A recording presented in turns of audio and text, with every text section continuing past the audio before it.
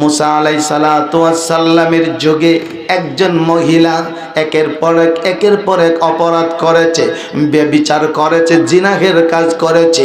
মুসা আলাইহিস সালাতু ওয়াস সালামের কাছে মহিলা গভীর রজনীতে আসছে।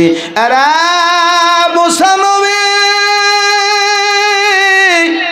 আমি এই জামানার সব থেকে বড় গুনাহগার, আমার মতো পাপিষ্টা বান্দি আল্লাহর জমিনে আসমানের নিচে কেউ নাই।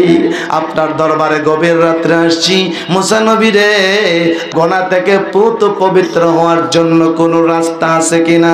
হযরতে মুসা আলাইহিস সালাতু ওয়াস সালাম মহিলাকে বললেন, আপনি কয়েকটা গুনার বর্ণনা আমাকে শোনান, তারপরে দেখা যাবে কি করা যায়। পাপিষ্টা মহিলা মুসা নবীর কাছে কয়েকটা বড় বড় গুনাহের বর্ণনা শুনাইলেন। হযরতে মুসা নবী রাগান্বিত হইয়া রে এই মহিলাকে দূর করে বাসা থেকে বের করে দিলেন গভীর রজনীতে। এমনি সময় হযরতে জিবরাইল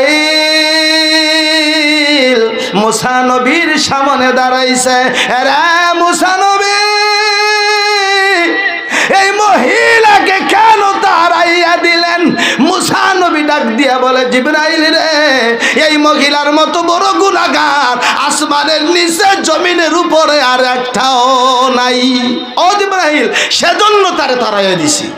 এবার জিবরাইল আর মুসা নবীর প্রশ্ন উত্তর পর্ব শুরু হয়েছে। আপনারা সবাই জানেন নবীদের মধ্যে মুসা নবীর রাগ একটু বেশি আছিল, যেরকম ঠিক না? মালাকুল মউত আজরাইল এসে মুসা নবীর জান কবজ করার জন্য। আসসালামু আলাইকুম হুজুর, আইয়েন, আপনার টাইম নেই। মুসা নবীকে কিসার টাইম নেই? আচ্ছা বলুন, আজরাইল আইয়া কাউরে কিছু করার দরকার আছে না? আমাদেরকে কিছু জিজ্ঞানের দরকার আছে? কে বাজারে যাবেন, কে আগামী বছর বিয়া করবেন, কে বিদেশে যাবেন, কোনো টাইম আছে না? কোনো কিছু দেখার দরকার নাই। এইভাবে আয়সা মুসা আলাইহিস সালামকে বলতেছে, আইয়েন আমার সাথে চলেন, কাজ সব রাইখা দেন। মুসা নবী কাজ করতেছে, বিষয়াদিত অনেকটা এসে নবী তো, এইবার আজরাইল বারবার ডিস্টার্ব করতেছে। আপনাকে বলছি সময় নাই, সরে আহেন।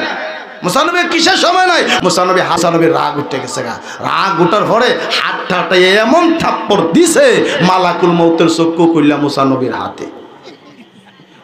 আজরাইল এই অবস্থায় আল্লাহরে ডাইকা কয়, আল্লাহ, জীবনে কত মানুষের জান কবজ করলাম, এতে দেখি আমার জান কবজ করিয়া লাইতাছে।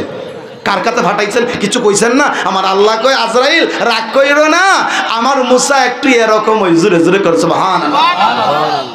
মুসা নবী ডাকে জিবরাইল, এমন একটা পাপিষ্টা মহিলা আমার কাছে আসছিল, এমন বড় বড় অপরাধ করেছে, গুনাহ করেছে, তার মতো গুনাহগার আসমানের নিচে জমিনের উপরে কেউ নাই। সেজন্য মহিলা আমার কাছে আসছে গুনাহ থেকে পবিত্র হওয়ার জন্য। আমি মুসা নবী দূর করে তাড়াইয়া আমার বাসা থেকে বের করে দিয়েছি। হযরত জিবরিল বলেন, মুসা নবী রে, আল্লাহ রাব্বুল আলামিন আপনার কাছে আমাকে পাঠাইছে।